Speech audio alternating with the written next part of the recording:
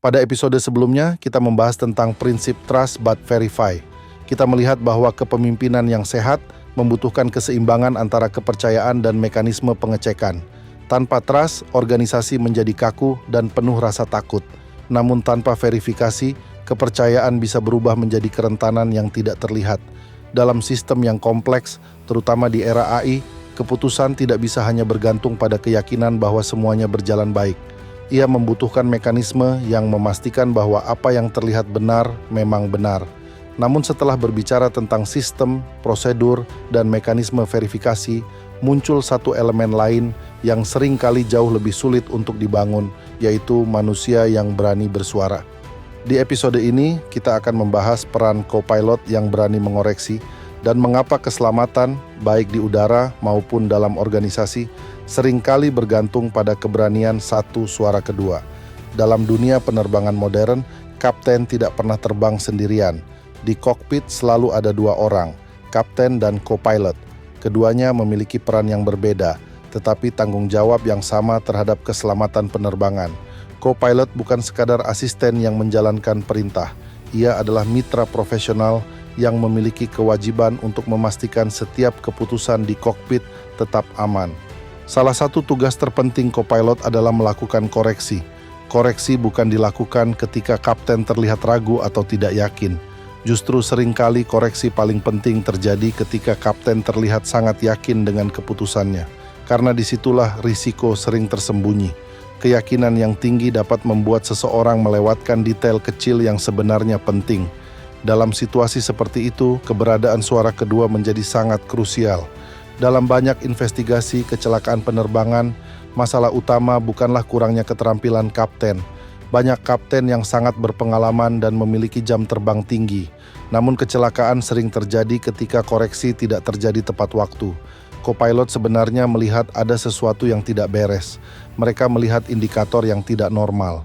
Mereka merasakan situasi yang tidak sesuai prosedur. Namun koreksi tidak pernah keluar dari mulut mereka.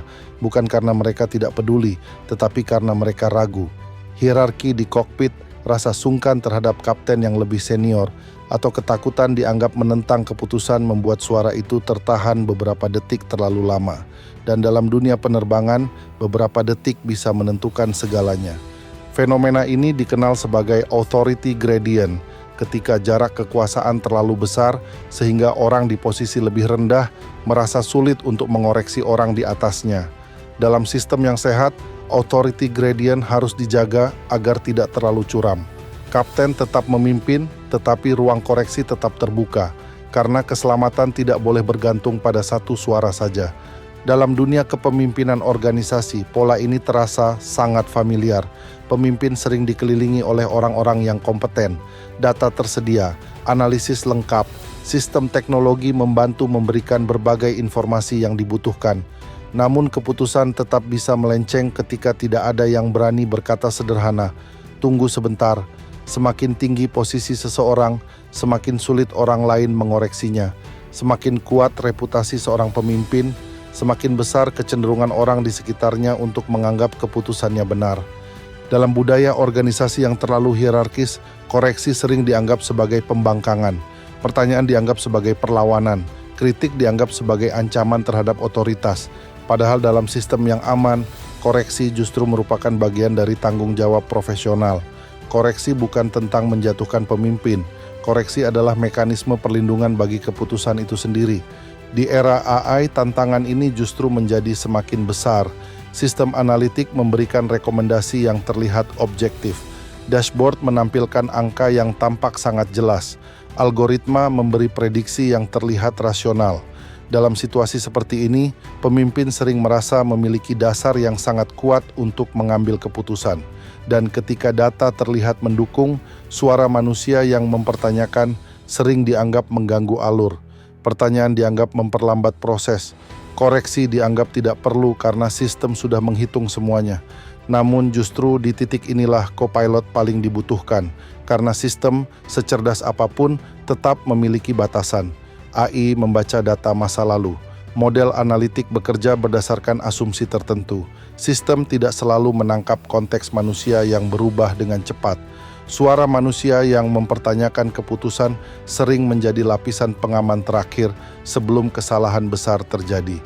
Co-pilot yang berani mengoreksi bukan berarti selalu benar, namun keberadaannya menciptakan ruang bagi keputusan untuk diuji. Ia memperlambat langkah sejenak agar keputusan dapat diperiksa kembali. Ia menciptakan jeda yang memungkinkan organisasi menghindari kesalahan besar yang lahir dari keyakinan yang terlalu cepat. Pemimpin yang matang memahami nilai dari suara kedua ini. Mereka tidak mencari tim yang selalu setuju dengan mereka. Mereka justru berusaha membangun lingkungan di mana orang merasa cukup aman untuk bertanya. Mereka menunjukkan bahwa mempertanyakan keputusan bukan ancaman, tetapi kontribusi. Dalam dunia penerbangan, kapten yang baik tidak merasa dilemahkan ketika dikoreksi oleh co-pilot. Ia justru merasa terbantu. Karena keselamatan penerbangan bukan tentang ego seorang kapten, ia tentang sistem yang saling menjaga. Setiap orang di kokpit memiliki peran untuk memastikan bahwa keputusan yang diambil benar-benar aman. Dalam organisasi, prinsip ini berlaku dengan cara yang sama. Ketika tidak ada co-pilot yang berani berbicara, risiko meningkat tanpa disadari. Keputusan terlihat berjalan mulus, semua orang terlihat setuju, rapat berlangsung cepat. Namun kesunyian seperti itu seringkali bukan tanda keselarasan. Ia bisa menjadi tanda bahwa orang merasa tidak aman untuk bersuara. Dan dalam sistem seperti itu, kesalahan sering berkembang diam-diam hingga akhirnya terlambat diperbaiki. Pemimpin yang kuat bukanlah pemimpin yang selalu benar. Pemimpin yang kuat adalah pemimpin yang selalu bisa dikoreksi. Mereka memahami bahwa keputusan terbaik jarang lahir dari satu perspektif saja.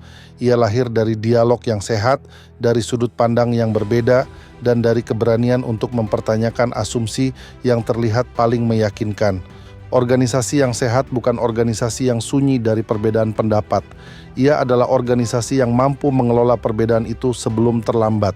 Karena seringkali keselamatan sebuah sistem tidak ditentukan oleh satu keputusan besar. Ia ditentukan oleh keberanian satu suara kecil yang berkata tepat waktu. Mungkin kita perlu melihat ini sekali lagi. Di episode berikutnya kita akan membahas mengapa ada yang rela berkorban, tentang keputusan-keputusan sunyi di balik layar, tentang loyalitas dalam menjaga sistem, dan tentang harga yang sering dibayar oleh mereka yang memilih melakukan hal yang benar meskipun tidak selalu terlihat di depan. Terima kasih sudah menyimak episode ini. Mudah-mudahan pembahasan tentang co-pilot yang berani mengoreksi memberi pengingat bahwa keselamatan dan kualitas keputusan jarang lahir dari satu suara saja. Semoga episode ini bermanfaat dan menjadi jeda sejenak untuk meninjau kembali apakah di sekitar kita masih ada ruang aman untuk koreksi atau justru terlalu sunyi untuk mencegah kesalahan. Dari kesadaran itulah perjalanan ini berlanjut ke episode berikutnya.